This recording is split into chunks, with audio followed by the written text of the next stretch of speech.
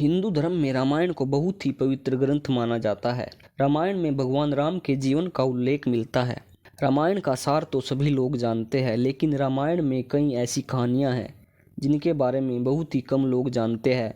इन्हीं कहानियों में से एक कहानी है राजा दशरथ की पत्नी कैकई को वरदान मिलने से जुड़ी। इस वरदान के कारण ही कैकई ने प्रभु श्री राम को 14 साल के वनवास पर भेजा था।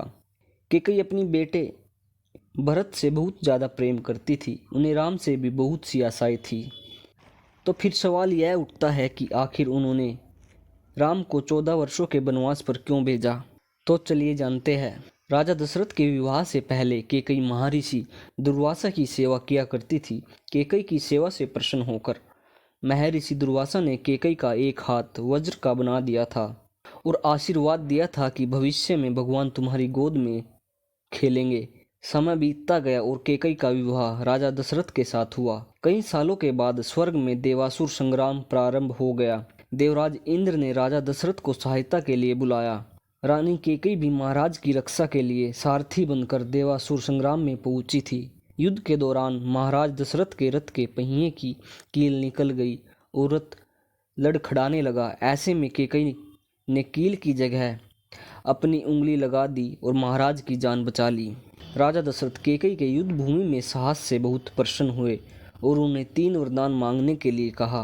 कैकई ने उस समय प्रेमवश कह दिया कि इसकी कोई जरूरत नहीं है, अगर कभी जरूरत पड़ी तो मांग लूंगी। कैकई ने राजा दशरथ को इस वरदान के जाल में फंसा लिया और राम के लिए 14 वर्ष का वनवास मांग लिया।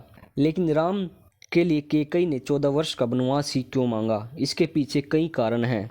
कैकई ने ही भगवान राम के लिए 14 वर्ष का वनवास मांगकर यह समझाया कि व्यक्ति युवा अवस्था में अपनी 14 यानी 5 ज्ञानेंद्रिया, 5 कर्मेंद्रिया और मन, बुद्धि, चित्त और अहंकार को बस में रखेगा, तभी अपने अंदर के घमंड और रावण को मार पाएगा।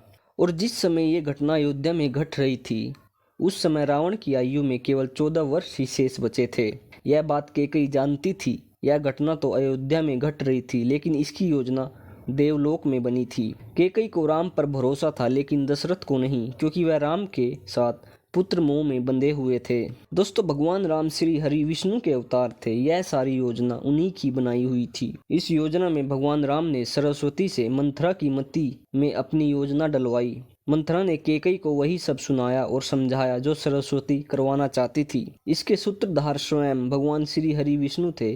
उन्होंने ही यह योजना तैयार की थी। दोस्तों, कैकई यह सब जानती थी कि यदि राम अयोध्या के राजा बन गए तो रावण का वध नहीं होगा। इसके लिए वन में तप करना जरूरी था। कैकई चाहती थी कि राम केवल अयोध्या के ही सम्राट न बने, वह विश्व के समस्त प्राणियों के हृदय में सम्राट बने। इसके लिए राम को अपनी समस्त शोधित इंद्रियों और अंतकरण को तप के द्वारा सिद्ध करना होगा। दोस्तों, रामायण और महाभारत दोनों में ही 14 वर्ष के वनवास की बात सामने आती है। रामायण में भगवान राम को 14 वर्ष का वनवास भोगना पड़ा था, जबकि महाभारत में पांडवों को 13 वर्ष का वनवास और 1 वर्ष का अज्ञातवास झेलना पड़ा था। इसके पीछे ग्रह गोचर भी मायने रखते हैं। उन दिनों मनुष्य की आयु आज के जमाने से काफी ज्यादा हुआ करती थी, इसलिए ग्रहों की दशा भी ज्यादा होती थी। शनि चालीसा में भी उल्लेख मिलता है कि शनि की दशा के कारण कैकई की मति मारी गई और भगवान राम को शनि के समय अवधि में वन वन भटकना पड़ा। उसी समय रावण पर भी शनि की दशा आई और वह राम के हाथों मारा गया। शनि ने अपनी दशा में एक को कीर्ति दिलाई और दूसरे को मुक्ति।